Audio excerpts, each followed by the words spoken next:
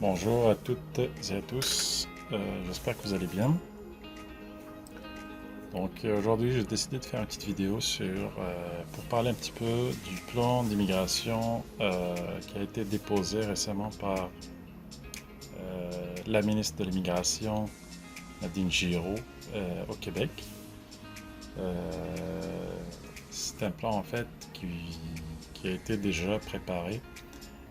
C'est un plan ils l'ont appelé plan d'immigration Québec 2020-2022, donc sur 2 ans. Leur plan a été, la ministre a proposé un plan, mais qu'elle a réajusté, elle n'avait pas le choix. Je vais vous montrer tout de suite, dans quelques secondes, le tableau ou bien le plan qui a été déposé au niveau de l'Assemblée nationale québécoise. Et avant ça, comme d'habitude, je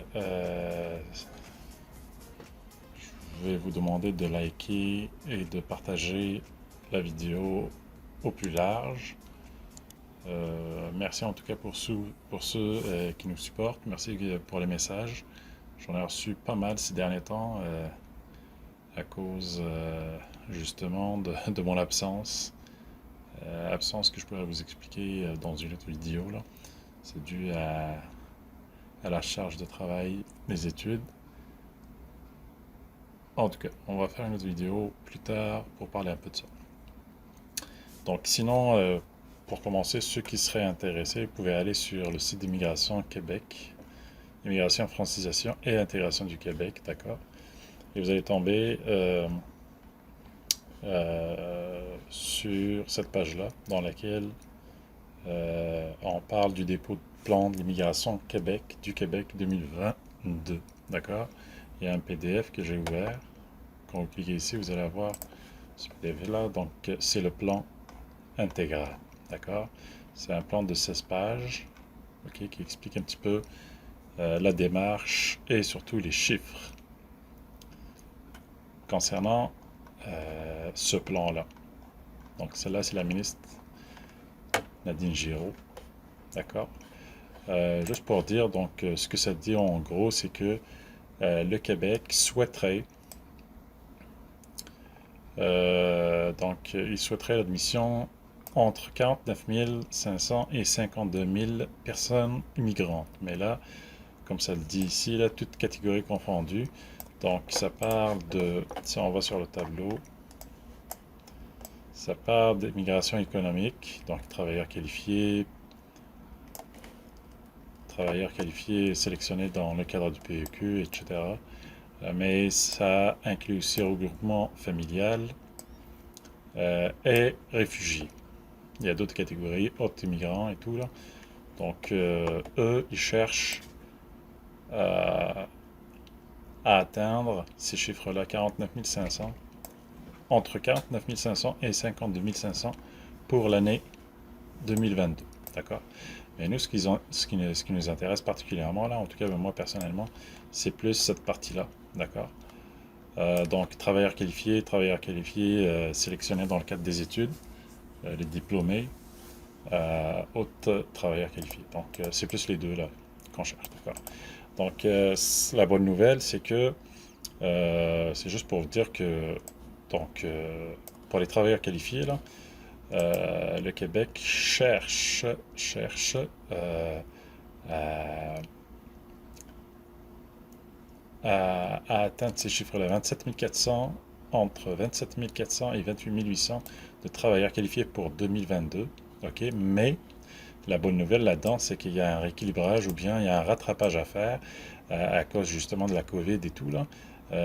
Il faudrait qu'on ajoute à ça 12 700 pour l'année juste 2022. Donc, au minimum, donc, ce sera 27 400 plus 12 700, ou bien au maximum, ce serait 28 800 plus 12 700. Ce qui est très très bon, parce que veut pas, le Québec a endurci, qu'on le veuille ou pas, ses règles ces derniers temps, mais ils se rendent compte qu'ils sont un peu, à l'encontre de la logique, là, parce que veut pas, l'immigration apporte beaucoup pour l'économie québécoise et canadienne et québécoise en particulier. Donc, ils n'ont pas le choix. Là, on le voit, ils ont augmenté. Là, il y a un rééquilibrage de 12 000, plus de 12 000, presque 13 000 immigrants. OK? Sinon, pour les travailleurs qualifiés, là, pour les étudiants, OK, si vous êtes chanceux, si vous avez fini, donc il y a entre 4 800 et 5 100, mais on ajoute à ça un 11 700, donc près de 12 000 étudiants, OK, diplômés, diplômés dans le cadre, qui pourront obtenir leur résidence permanente dans le cadre du PEQ, Programme d'expérience québécoise. Donc, c'est un chiffre à ne pas négliger, c'est très très intéressant. Mais moi, je suis pas mal certain que ça va être un peu plus que ça. Parce que on le sent ici, là, au Canada, au Québec en particulier. Moi, j'habite au Québec, donc c'est pour ça que je parle du Québec. On sent que le manque de main-d'œuvre, là, devient vraiment un enjeu énorme dans la province et dans le Canada en général. On a besoin de main-d'œuvre, il y a beaucoup d'emplois à combler. Donc, c'est pour ça que le Québec a changé ses plans quelque part, OK, en augmentant, en revoyant ses chiffres à la hausse, d'accord, pour 2022. Donc, ça conclut ma vidéo. Je sais pas, j'espère que